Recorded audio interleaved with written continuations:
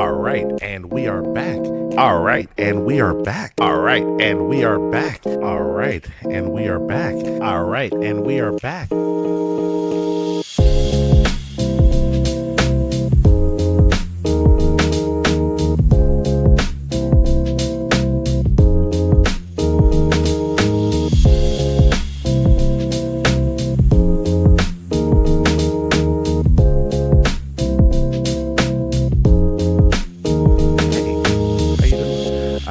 Welcome. All right, and we are back. And today we're back with another reaction video, and we're back with another video by our good buddies here at Biblaridion. Again, we're never going to be sure about the pronunciation of that, okay? We're never going to be sure. People were going to type in the comments, and I encourage it. Type the pronunciation of it in the comments. But just know, me saying it may never change. I want you guys to know that. I keep it honest with you. So with that being said, yes, we're back with episode 5 of the series Alien Biospheres. And this time we're back with Terrestrial.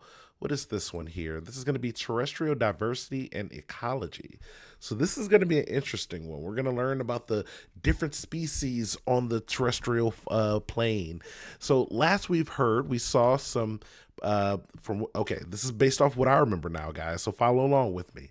Last time we saw some creatures from under the sea actually start to evolve into land dwelling creatures slowly but relatively quick.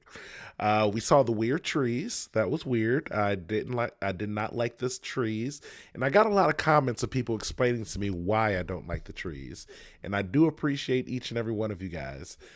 My reasoning on why I don't like the trees was very initial, and I know it's because I'm a human and I'm on Earth and I'm used to the trees we have now. If I was there, things would be different. All the stuff you guys commented it, I appreciated it, but I will say this. Just like visually, the trees were weird, and you guys all understood that as well. I like all the people who agreed that the trees were weird. Shout outs to you guys. You guys know those trees were weird. So yeah, guys, with that being said, make sure you hit that like button, you comment down, you subscribe for more. You never know what I'll put out next. And also, if you're watching this video, but for some reason you haven't watched the original video or you haven't subscribed to Biblaridion, I'm gonna need you to do that. There may be a variety of reasons why you haven't done it, but the excuses end now. Link will be in the description below. All you got to do is click on the link and then go to go to it. It's simple as that. It's like you would have to be like an alien to not understand this, guys. Let's continue on. So, with that being said, I think we're all ready to go. Wait, oh man, okay. I do got to mention this one last thing, and I know I'm gonna bring this up one time because I never bring this up. But if you guys don't like, comment, and subscribe. More importantly, subscribe. YouTube will come through that door right over there, and they will. Alien Biospheres, Part 5, Terrestrial Diversity and Ecology.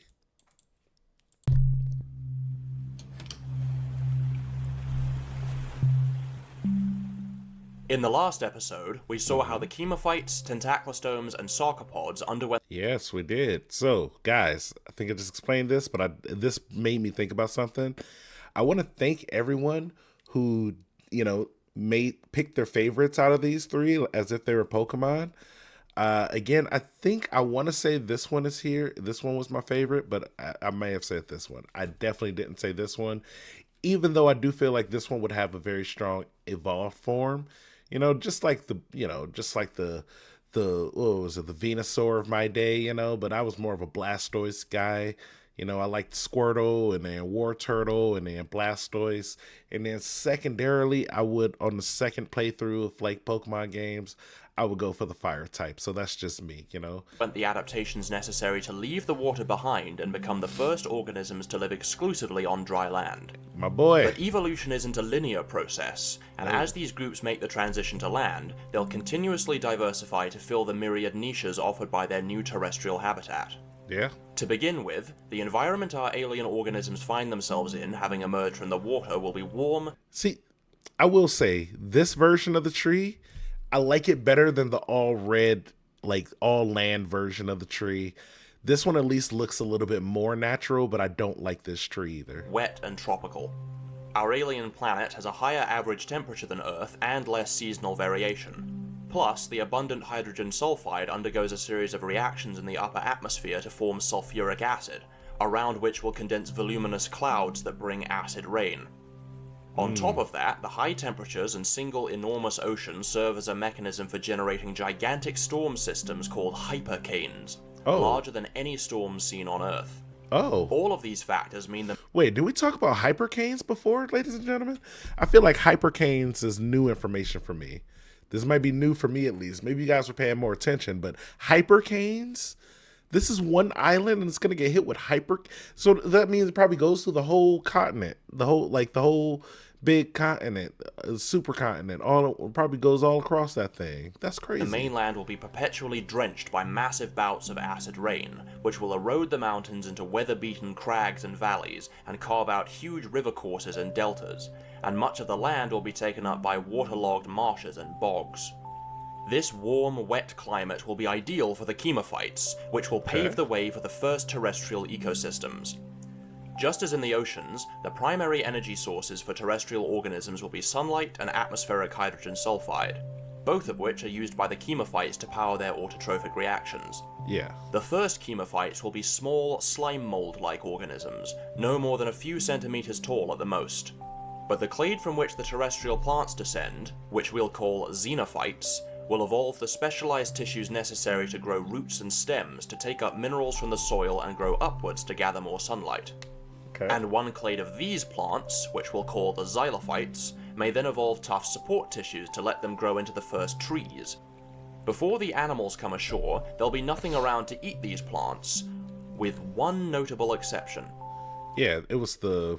Saprotrophs are organisms that absorb nutrients from dead or decaying organic matter.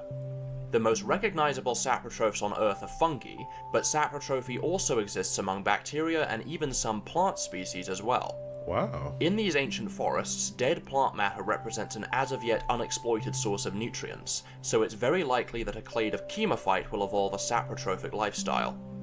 The chemophytes may be especially suited for saprotrophy because organic decomposition gives off hydrogen sulfide, from which chemophytes derive a portion of their energy. One clade of chemophyte may adapt their roots to absorb more hydrogen sulfide and other nutrients from the bountiful leaf litter that covers the forest floor. As they specialize for this mode of nutrition, they may no longer rely on photosynthesis to obtain sugars, and so their leaves may shrink, possibly even forsaking their algal symbiotes and so losing their reddish coloration. These chemophytes, which I'll call necrophytes, will be the first terrestrial decomposers, organisms that break down the detritus that litters the ground and recycle the nutrients, a role vital for all ecosystems. Things will remain this way until the tentaclostomes launch their invasion of land, which is likely to occur alongside or very shortly after the first terrestrial plants. Get him. This is... I want to... editor, put Pokemon music at this part right here. Just to... I want to... why did I not think of the Pokemon theme? Like, what is it? Like... okay, maybe I didn't... editor, you do the Pokemon sound. In fact, take out my voice and then put the Pokemon theme, the battle theme, over it. So I'm gonna go, and then you're gonna take that part out, and then make sure you take the explaining part out of it, because that would be weird. The early amphibious forms may flourish around the water's edge, but the loaferosomes will have the advantage in inland habitats. The first loaferosomes will likely be adaptable generalists, since they won't have had much time to specialize for living in the forests. In this new environment, their survival rates may be fairly low, so they'll be incentivized to reproduce quickly and frequently to maintain a stable population. This strategy of rapid reproduction is sometimes called R-selection. R-selected species are those who produce large numbers of offspring, of which only a small proportion survive. R-selected species tend to be small, have short lifespan. I didn't know this was the name for it. I thought this was just, these are just like small animal things. Like they have lots of kids, but they have short lifespans. And often thrive when colonizing new habitats. The sessile anthostomes also exhibit this mode of reproduction with their broadcast spawning, Okay, and so yeah. the loaferosomes may inherit similar reproductive tendencies, producing thousands of eggs in a single spawning, the Oh, majority of which will die before reaching maturity. dang. As these loaferosomes proliferate, they'll undergo a spurt of rapid diversification to fill all the various available niches, what's called an adaptive radiation. One clade of loaferosomes may exploit the niches of small-bodied creatures, shrinking down to only a few centimeters long. Below a certain size, their shell won't provide any decent protection, and so isn't needed and may be lost entirely. A Oh. small size also means they won't weigh very much, and so will need comparatively little muscular effort to support themselves, so their stubby legs may become longer and more flexible, which will also let them climb plant stems and burrow through leaf litter. Are they going to need claws or anything to help them with the climbing? They got Because stubs. they're so low to the ground, even the tiniest variation in terrain may obstruct their line of sight, so their eye stalks may lengthen into periscope-like structures to let them see over obstacles and increase their field of view. Okay. These tiny loaferosomes will exploit similar niches to those filled by arthropods on Earth, and, much like the arthropods, they may reach staggering levels of diversity. Arthropods account for over 80% of all animal species. Wow. The total species count of all chordates, mollusks, flatworms, and roundworms combined wouldn't even be equal to the number of beetle species alone. Oh. We'll touch on this again later, but one of the primary drivers of biodiversity is habitat variation, which is much more appreciable on small scales. True. So our tiny loaferosomes may reach That makes sense. Like the world is so much bigger when you're smaller. Like if you're an insect, the world is like infinitely big. Obviously, we're human size, so the world isn't.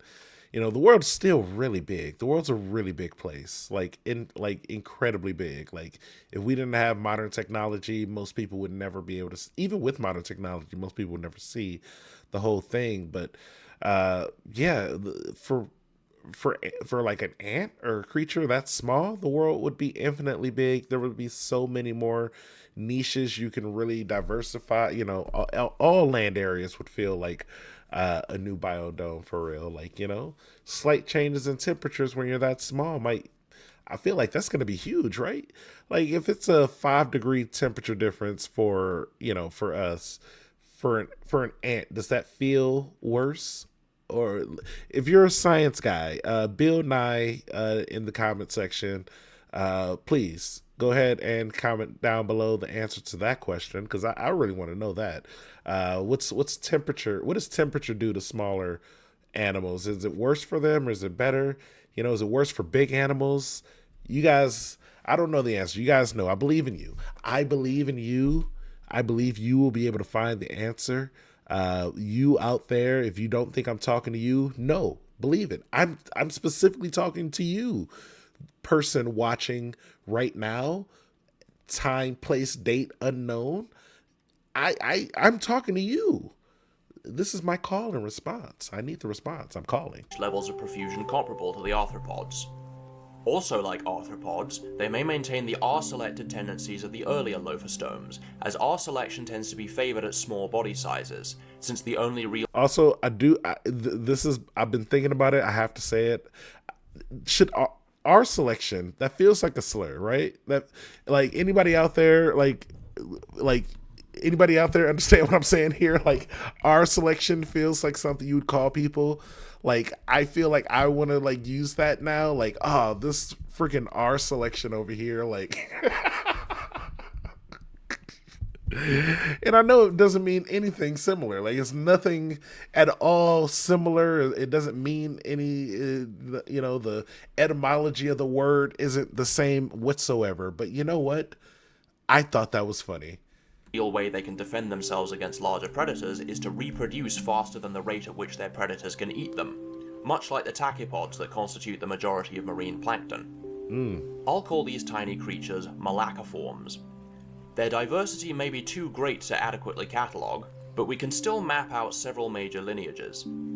Early on in their evolution, some clades may specialize for feeding on plants, forming the first link in the food chain. Okay. Some may evolve their manipulator limbs into cutting tools to crop and process the softer tissues around the leaves and branches, while others may evolve compact, robust mouth parts to bore through the harder tissues around the stems and roots. Okay. while still others may evolve a proboscis ringed with sharp serrations to pierce the plant's outer cuticles and suck out the nutrient-rich vascular fluid. I kind of like this guy. I kind of like this guy right here. Something about him. He seems pretty cool. As these herbivorous clades establish themselves, Guys, which ones do you like more? The one at the bottom here, uh, this one here in the middle, or this one on the right? You know, left, middle, right. Which one do you really rock with the most? You know, I'm feeling this one here in the center. I don't know. And secondary is this one on the right. other clades of malacaforms may evolve to feed on them. Some may adapt their tentacles into sharp, fang-like claws for Hold on now. Hold on now. Wait a second. I spoke too soon. First glance off of this guy, he looks cool as ever. I like this guy. I rock with him. He looks like he eats rocks. He looks like he'll tear through a rock. Give him a rock right quick. Let me see what he do. butchering prey, while others may evolve long Oh, whip-like. wait a second. Are those whips with jaws? These things have whip jaws?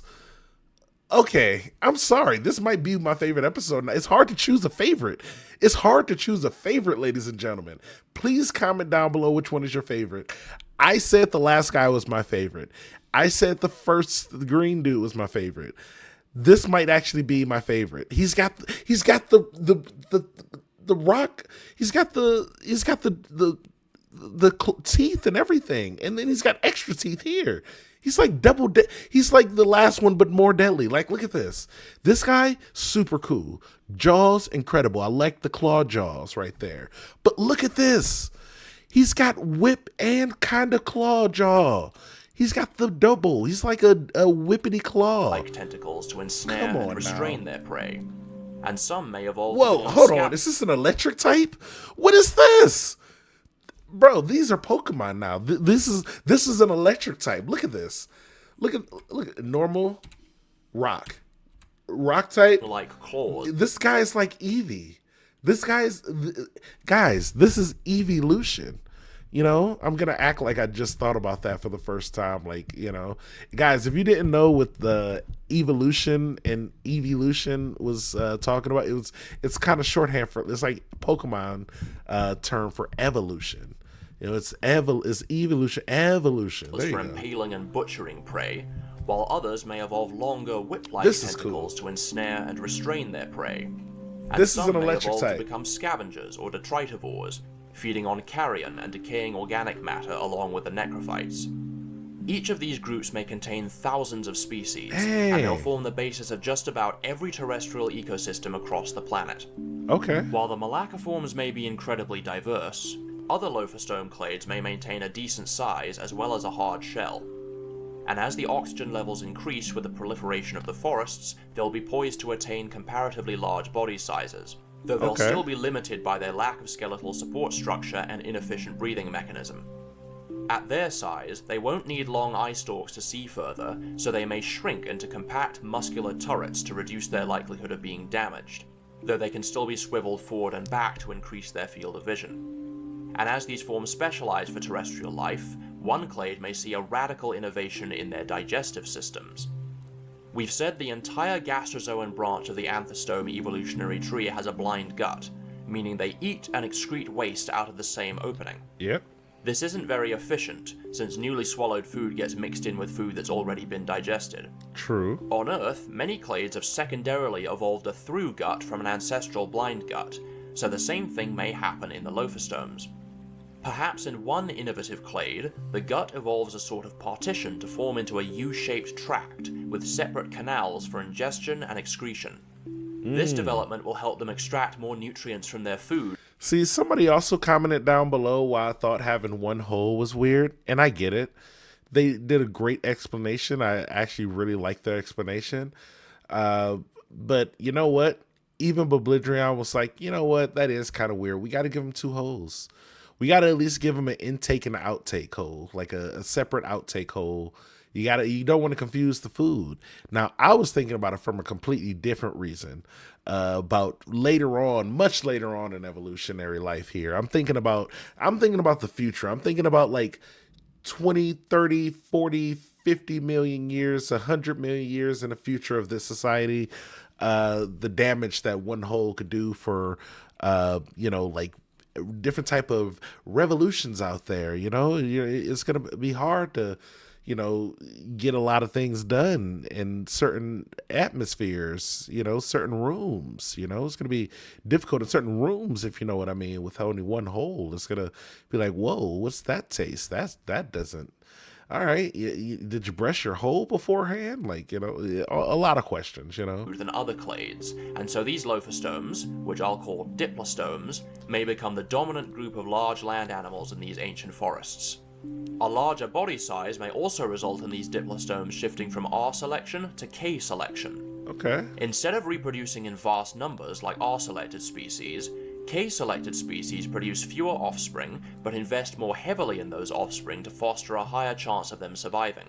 Yeah. K-selection tends to be favored by species that are large, have relatively long lifespans, or live in crowded ecosystems or at high population densities.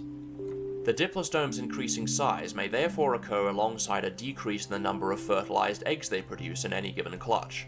Okay. From the several thousand eggs in the ancestral loaferosomes to only a few hundred or even several dozen in larger forms.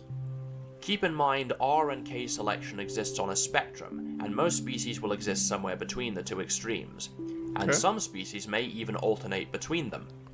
For crocodiles. instance, the chemophytes reproduce asexually to let them colonize new or sparsely populated habitats, like an R-selected species, but in areas that are already colonized or densely populated, they switch to sexual reproduction to maximize genetic variation, and they package their fertilized spores within a diaspore to increase their chances of survival, like a K-selected species, which is actually very similar to what many species of fungi do on Earth. Oh. The diplostomes may become increasingly K-selected as they evolve larger body sizes, which will be facilitated by the increase in atmospheric oxygen as well as their efficient digestive systems. Nice. An immediate advantage provided by their complex guts is an improved ability to cope with the tough, indigestible tissues of large plants, and so most early diplostomes may be herbivorous.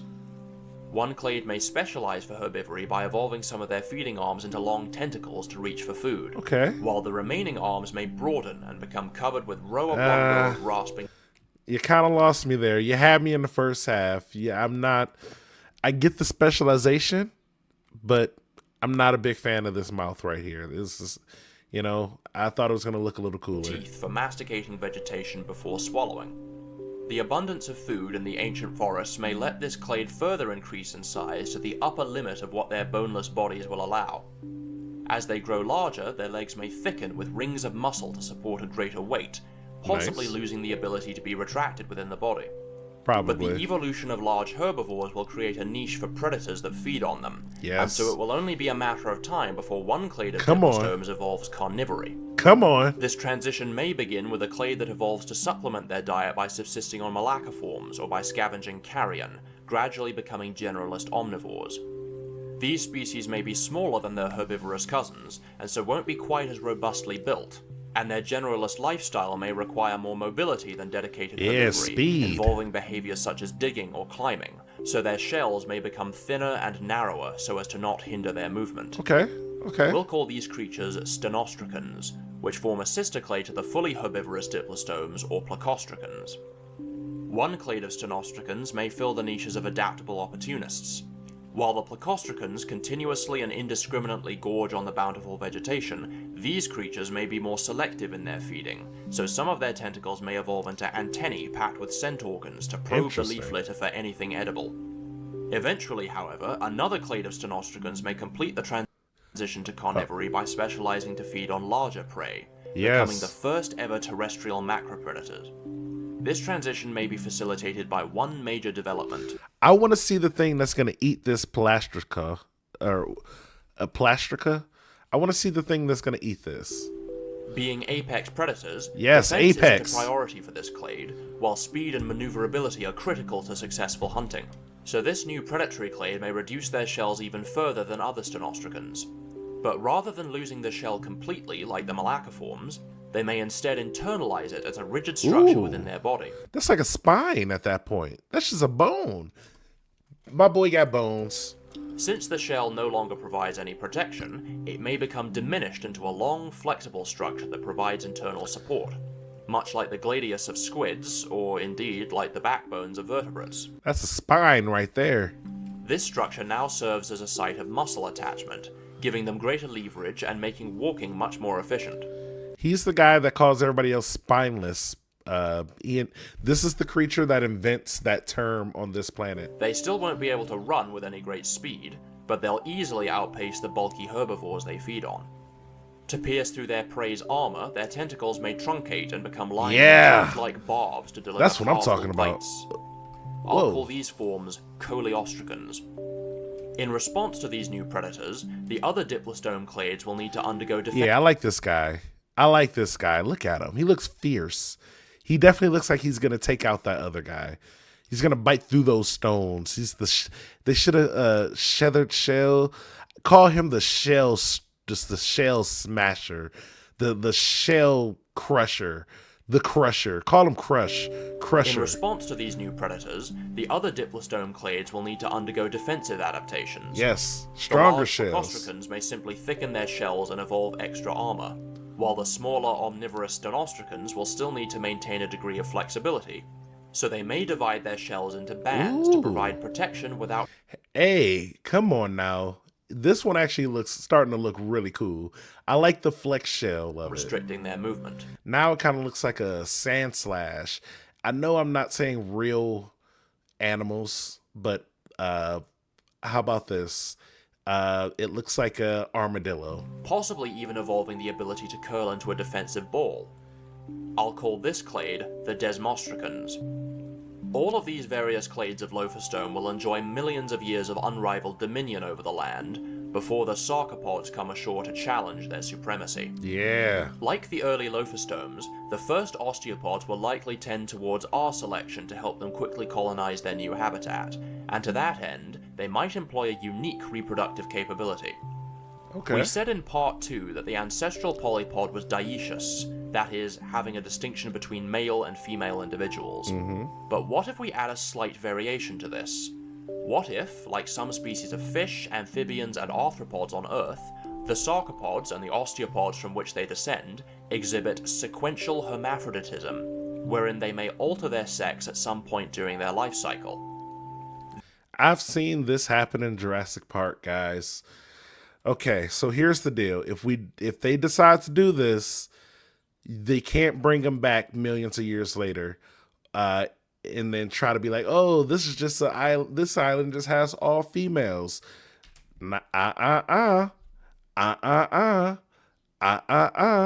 Turns out they changed, and also that happened in. Wait, did that happen in the books? Yeah, that happened in the books too. Except it was way more explained. It was explained in a lot more detail in the books. They also explain a lot of other stuff in the books, and people are different. John Hammond, not that great of a guy in the books, I'll tell you that. And you know what? Read the Jurassic Park book is what I'm really trying to tell you guys. Great book, great series. I gotta finish it up. I don't think I ever finished up I don't think I ever finished part 2. So I gotta do that. You guys read part 1. I'm gonna read part 2. That's what we're gonna do here. Okay. This contrasts with the loaferstomes, whose larvae don't have any sexual characteristics at all, and it's only once they reach maturity that they become either male or female and remain as that sex for the rest of their lives. The osteopod sequential hermaphroditism may provide an advantage because in any population where the proportion of males and females is unbalanced, an individual can change their sex to increase the likelihood of finding a mate and helping the population remain stable. Unlike the early loaferstomes, the first osteopods will evolve among an already crowded ecosystem, so for the osteopods to adapt to any terrestrial niches, they'll need to compete with the dominant loaferstome clades. But the osteopods are provided with a considerable advantage from their internal skeletons. Oh yeah, they got a skeleton and lungs. And breathing systems, which They will got grant both. them much greater potential size and maneuverability than the loaferstomes. As the skeleton evolves, the osteopods may split into 2 lineages. One may evolve multiple flexible limb girdles for increased mobility and speed, while the other may evolve a single fused limb girdle to support a larger body size. Okay. We'll call these 2 lineages Poliscians and Siniscians respectively. The early Poliscians will be small and adaptable omnivores, relying on their speed and agility to survive, while the Siniscians' robust skeletons will allow them to specialize for the niches of large ground dwellers, rapidly becoming the biggest land animals on the planet. Oh, wow. As they get larger, their feet will broaden, since if the feet are too narrow, they'll sink into Okay. the ground, which would be especially problematic in the muddy swamps that cover much of the landscape. Unlike tetrapods on Earth, their feet won't bear any digits, instead consisting of a single toe-like claw with gripping surfaces on the underside. Earth's tetrapods inherited their fingers and toes from their lobe-finned fish ancestors, but the sarcopods from which the osteopods descend have hydraulic feet instead of fins and have no digits to speak of, so the osteopods will likewise be toeless. The rise of these new clades will spark an evolutionary battle between the loaferosomes and the osteopods for dominance of the terrestrial ecosystems. The competitive exclusion principle states that no two species can occupy the same niche in the same ecosystem without one outcompeting the other. None of the loaferosome clades can attain the same size that the Siniscians can, nor do they have the speed and maneuverability of the Poliscians, and so they may begin losing ground, but extinction isn't the only possible outcome. Niche partitioning is the process whereby species competing for the same niche undergo adaptations for a more specific realization of that niche such that they can coexist. Okay. For example, the various species of animals found on the Caribbean islands, while all filling the general niche of tree-dwelling insectivores, avoid competition with each other by living in different microhabitats defined by specific types of vegetation and levels of sunlight. Again, the world is a lot bigger when you're smaller. This makes sense because now, hey, I specialize in this bottom leaf right here. Oh, well, we specialize over here on the wood, and I specialize in bushes. I specialize in this type of bush. These guys specialize at the tops, but on different sides. They got a middle guy, and they got a cactus guy over here. Shout out to this Moisture. diversity. The competing clades of loaferosomes and osteopods may do something similar, evolving to live in different habitats and competing for different resources. For example, the Desmostricans and Poliscians, both comprising adaptable omnivores, may avoid competition with each other by specializing for different diets. The Poliscians may take advantage of their mobility to climb and live among tree branches, where they may feed on leaves and mixed plant matter in addition to scavenging and hunting small prey. Their mandibles may broaden into chisel-like structures to help cope with a variety of food items, as well as to chew through the tough outer cuticles of the trees and search for wood-boring malacaforms. To help them climb trees and clamber over rough terrain, the gripping surfaces on their feet may evolve claws, and their limbs may lengthen to span the gaps between branches. Living in trees also serves as a defensive adaptation, as they'll be out of reach of many of the large ground predators, and many species may complement this with camouflage patterns to let them blend into the red leaves of the this guy's looking dangerous. Surrounding foliage. These will be some of the first ever arboreal animals, living in a similar way to rodents or prosimians. I'll call these creatures platydonts. The competition from these adaptable osteopods may have an impact on the Desmostricans, possibly resulting in many generalist species going extinct and forcing the remaining species to adopt a more specialized lifestyle. They won't be able to exploit tree climbing niches nearly as well as the platydonts, and so may instead remain at ground level and specialize to feed on the abundant malacaforms among the leaf litter, especially since the malacaforms don't require very much speed to prey upon. On Earth, animals that occupy analogous niches may be called insectivores, but of course, on this alien planet, there are no insects. So for our purposes, I'm going to coin the term malacavore to describe When their are we feeding going to get habits. some insects? To specialize for this lifestyle, some of their tentacles may elongate into whip-like organs to snap up any malacaforms they unearth, which will then get crushed between the grinding surfaces of the two spade-like lower tentacles. Since this lifestyle demands less mobility than that of their adaptable ancestors, they may become bulkier and more heavy-set, forsaking a life clambering among the understory and now remaining exclusively at ground level. Similarly, the Plecostricans may avoid competition with the herbivorous Siniscians by specializing to feed on different types of vegetation. The Siniscians may take advantage of their size to exploit the niches of large browsers, evolving long pedipalps to reach into high branches. These pedipalps may terminate in hooked claws to pull leaves towards the muscular mouth, and their cephalothorax may enlarge to accommodate an expanded foregut to tackle tough woody vegetation. We'll call these lumbering beasts megalobrachids. Big These arms. adaptations, along with their great size, will mean the megalobrachids will be able to feed on vegetation well out of the plecostricans' reach. So the plecostricans may respond to this by specializing for the niches of heavy grazers, feeding on low vegetation on the forest floor, and as such, their feeding tentacles, no longer used to reach upward for food, may become shorter and used for foraging among Yeah. leaf litter or digging Yeah. for roots. Not my Among favorite predatory look. clades, niche partitioning may drive the evolution of new hunting tactics. If a clade of Poliscians evolves to become predators, they may make use of their speed to specialize for pursuit hunting. Their hind legs may elongate and align to become parallel with the body for a more directional application of force, allowing them to accelerate explosively. Their eyes may move forward towards the front of the cephalothorax to provide them with increased depth perception, and their pedipalps may evolve sharp cutting surfaces to butcher their kills. This collection of traits will give them a Holy crap. Holy crap. This guy here. Oh my gosh. This guy here. Oh my, king of the jungle, king of the whatever they're in right weaponry to now. chase down fast quarry like the platodonts, and to exploit similar niches to those occupied by foxes and other canids on Earth. Yeah. I'll call them dromaeopods. Yeah, in about 100 million years, there's gonna be adults on the alien biosphere planet that have this guy as a tattoo on their arm, being like, yeah, it's like, it's how people are like they're wolf people on Earth. There's gonna be Dromapodia people on there. They're gonna be like, yeah, running feet, that's me. Look at the tat right there. It's super cool. How they hunt in packs and everything.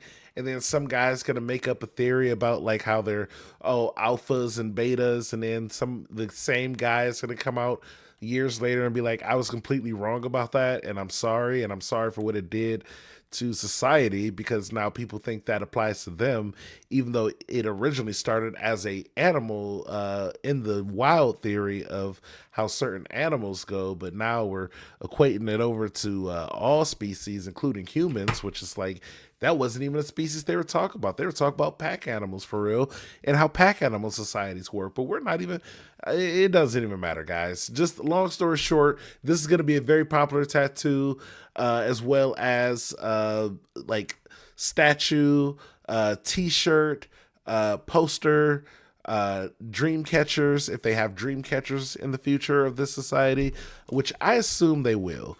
There's something about a dream catcher that's just appealing, regardless of who you are. People like shiny things, hanging things, things that hang over the bed at night. I imagine these creatures on this planet will evolve to have the same similar taste. We shall see. The dromaeopods may outcompete many of the predatory coleostricans, but those that survive may avoid competition by specializing for ambush tactics. Ooh. Their gladius may evolve to become increasingly lighter and more elastic, so that when the muscles within the back contract, they bend the gladius into a curve, storing energy like a bow.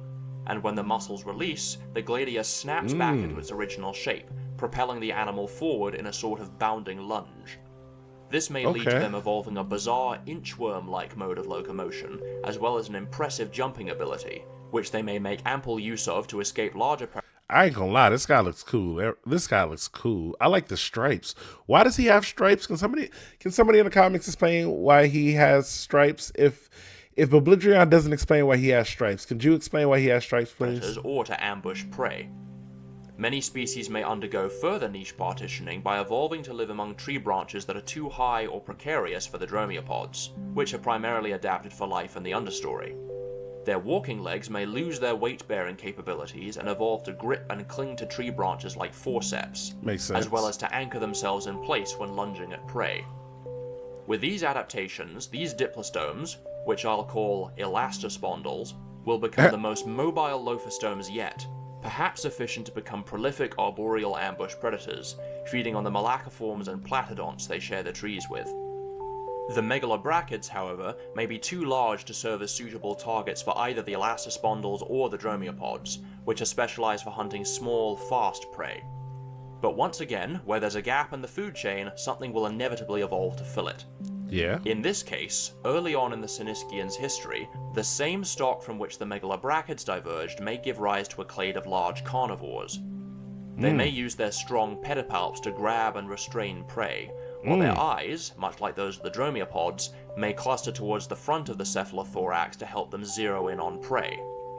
Their mandibles may lengthen and become more heavily muscled, while their teeth may extend and sharpen to slice through flesh.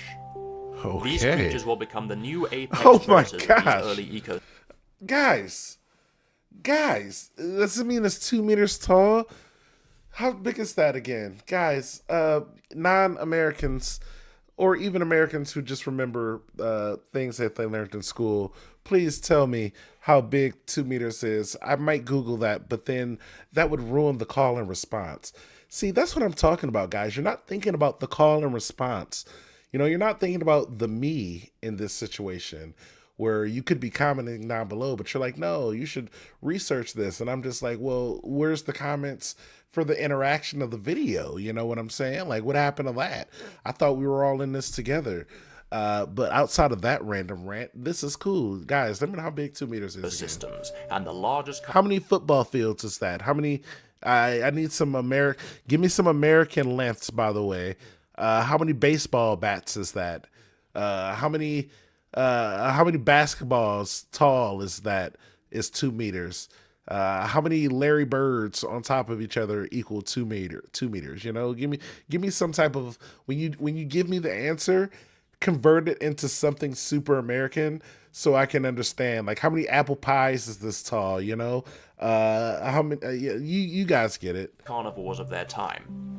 However, despite their size and ferocity, they may still retain some of the omnivorous tendencies of the ancestral Syniscians, allowing them to subsist on vegetation or carrion if need be, somewhat like bears or the extinct. Whoa, what the hell is this thing? This is a wait. This was like a real thing we had on Earth. This is like a real thing we had. It looks like it's giving a laugh or something. I would never go near this thing. This looks like the most untrustworthy animal you would ever see on Earth. If this thing looks like it would have like a gold tooth, and it's like, yeah, I lie. Like it's just this whole thing is this guy just lies, and then you're like, well, maybe he's cool. He comes up to you all injured, like, I just need some help, and you're just like, oh, well, maybe it's cool. Then he looks back at the camera and he smiles like, yeah, I got him this time. And then he goes after you. You're just like, whoa, what camera was there? When did a camera crew get here? But you forgot that this was a nature show and they were recording. And this thing's smart enough to know, hey, this is a great opportunity for camera time. Let me go ahead and make my moment here, get my shine on right quick. Now this guy's getting center of attention. Look at him. He looks like he's still center of attention. Intelligence on Earth. We'll call these creatures Deinognathans. And with that, our terrestrial ecosystems are looking fairly well fleshed out, Yeah. and our two body plans have seen some major developments along the way. As always, keep in mind that these are only the major groups we're detailing here, and there are likely to be innumerable other clades that come and go alongside them. That makes sense. This will serve as a rough outline for the sorts of ecosystems that may develop in the first 50 million years or so following the appearance of the first loaferosomes. But there are omens of change on the horizon. The climate is becoming cooler and drier, and the tropical forests are thinning. The stable, hospitable habitats our species have thrived in thus far won't last forever, and so these clades will need to adapt to a changing world or face extinction. In the next episode, we'll see how these clades leave the ancient forests behind and undergo further diversification to conquer a variety of new habitats across the supercontinent. Oh, wow. Guys, another incredible episode of Alien Biospheres by Biblaridion. I don't know what else to say. I'll be honest, this may have been my favorite episode so far. I've liked every episode, but this one just the amount of microphone. What are you doing? What are you doing right now? You see me and the camera having a moment, and now you're making it about yourself. Insane, crazy. Only this microphone. But ladies and gentlemen, yeah, I liked every episode, but the amount of diversity, I wasn't expecting that amount of diversity from each creature. So far, obviously, I'm starting to think that, what's the, gosh, I can't remember all the names, guys. Don't do this to me right now. But just know that the last set of creatures, I believe, are going to be my favorite. I've seen like three or four of them that I really liked. But also the second set of creatures he talked about, like, bro, both of these land like actual animal creatures instead of just the plant. The plant is cool. The plant has its diversity. The plant is doing its thing. Shout outs to the plant. But I am a big fan of these two actual moving creatures here. They're really doing their thing. They're really diversifying in some of the craziest niches. Not even crazy, but just some of the more interesting niches. And then they're really just filling those roles. And then the looks of them, they just start looking more epic. More and more over time, they're just like, you know what? Let's get better and better. I can't wait to see what their final evolved form is going to be. I cannot wait to see what the last episode is going to seem like in comparison to the first one. Like the last episode of this, the creatures have got to be like they, I want to see what they turn into. Like obviously they're just not gonna. I don't expect them to just become humans. You know, I don't. I hope nobody's under the assumption that I believe that these are gonna evolve into humanoid like creatures. I'm not assuming that, but I am excited to see what they are gonna evolve into. I want to see how they're gonna change and what features are going to become more prominent, which features are going to become less prominent, what's going to become what external organ now becomes an internal organ, vice versa. You know, what limbs get grown, what limbs disappear, who gets arms first, like what's the literal arms race, what's that going to look like? Does any creature evolve to have 5 fingers, you know? Opposable thumbs, if you will, limbs of sorts, you know? Will that happen? Will it not happen? Will they just be like a bunch of big old Pokemon running around out there? Will one of them get electric powers? You know, poisonous gas? Something, you know? Yeah. I mean, it's not out of the realm of possibility. You know, maybe some creature figures out some type of chemical reaction within itself and it can breathe fire. And I will call that one Charmander. And then that evolves into Charmeleon. And there from we get Charizard. All we need next is some type of creature that evolves into shooting some type of liquid out of its stomach. And then maybe if over time that liquid evolves to look like water. It is a water like substance that this creature can shoot out of its self at high velocities. And then we have ourselves a Squirtle, War Turtle, and Blastoise. So I am looking forward to that, ladies and gentlemen. If you made it this far into the video, you made it through all the rants and ravens and everything, then obviously you are a real one. So I appreciate you. And as always, guys, just want to say this, and I mean it from the heart. Thank you. I love you. Bye.